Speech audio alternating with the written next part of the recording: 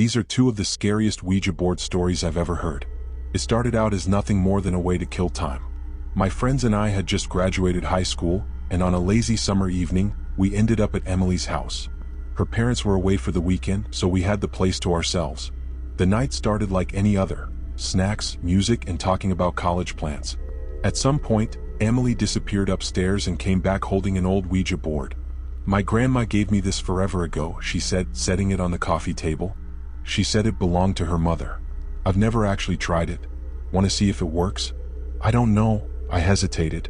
Ouija boards always felt like something you didn't mess with, but everyone else was game, so I went along. We set the board down, turned off most of the lights, and lit a few candles from Emily's pantry. The flickering glow made the room feel smaller, almost suffocating.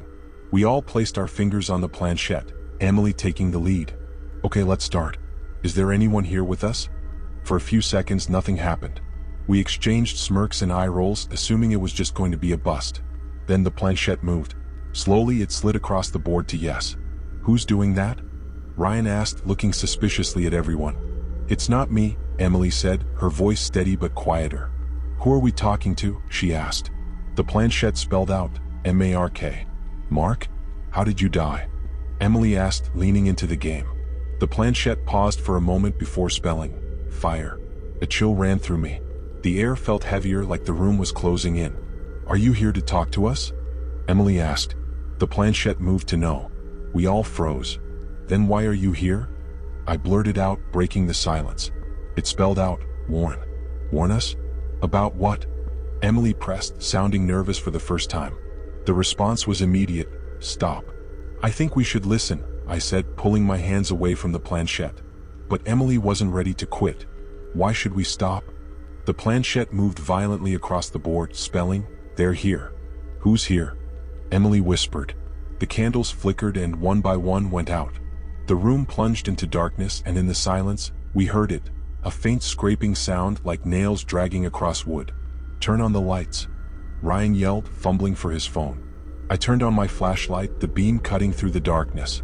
The sound stopped, but when I looked down, the planchette was moving again, faster this time, without anyone touching it.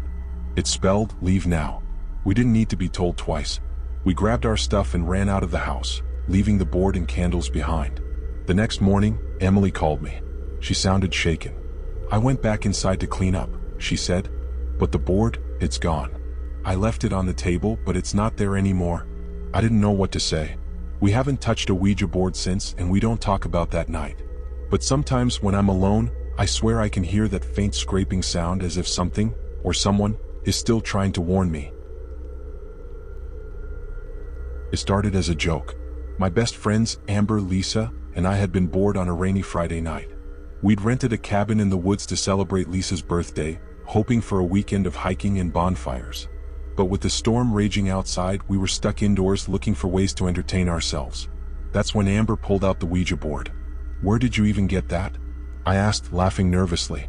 "My cousin gave it to me," Amber said with a shrug. She swore it worked. "But, it's probably just people pushing it." Lisa lit some candles, her enthusiasm outweighing any hesitation. "Let's try it. It'll be fun." I wasn't so sure, but I didn't want to be the buzzkill. So we dimmed the lights, placed the board on the coffee table, and set our fingers lightly on the planchette.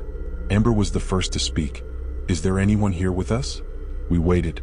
The wind howled against the windows, but the board stayed still. I started to relax. Then the planchette moved. It was slow at first, dragging under our fingers to the word yes. "Who's doing that?" I said, my voice shaky. "Not me," Lisa whispered. Amber shook her head, her face pale. "Who are you?" Amber asked. The planchette slid across the board, spelling out Lily. "Do you know us?" Lisa asked, her voice trembling. "Yes." I felt a chill creep down my spine. "How do you know us?" The planchette paused, then spelled, "Help." Amber frowned. "What do you need help with?" The response was immediate, "Door." "What door?" Lisa asked, glancing nervously at the cabin's front door. Before anyone could respond, the lights flickered. The candles sputtered, and the room plunged into darkness. A loud bang echoed from somewhere in the cabin. It sounded like a door slamming shut. "Okay, I'm done," I said, pulling my fingers away from the planchette. "You can't just stop," Amber hissed. "You're supposed to say goodbye or it's bad luck." But I wasn't listening. I grabbed my phone and turned on the flashlight, scanning the room. Everything looked normal, but the uneasy feeling in my stomach wouldn't go away. Lisa pointed toward the hallway. "What is that?" I followed her gaze. Down the hall, the door to the bedroom was wide open. We hadn't opened it since we'd arrived. "I'm not going down there," I said firmly. Amber, trying to sound brave, picked up one of the candles and stepped forward. "It's probably nothing." She disappeared into the hallway. "Amber?" Lisa called after a few moments. No response. I grabbed Lisa's hand and together we crept toward the bedroom. When we peeked inside, the candle Amber had been holding was on the floor, still burning. Amber was nowhere to be seen. "Amber!" I shouted, panic setting in. The Ouija board in the living room rattled violently, the planchette spinning in circles on its own. We ran out of the cabin through the pouring rain, not stopping until we reached the car. We called the police, but they didn't find Amber or any trace of her. The Ouija board was gone too. To this day, I don't know what happened in that cabin. But sometimes late at night I'll hear something, like a faint knock at the door, and wonder if Amber ever really left. Like and subscribe for more.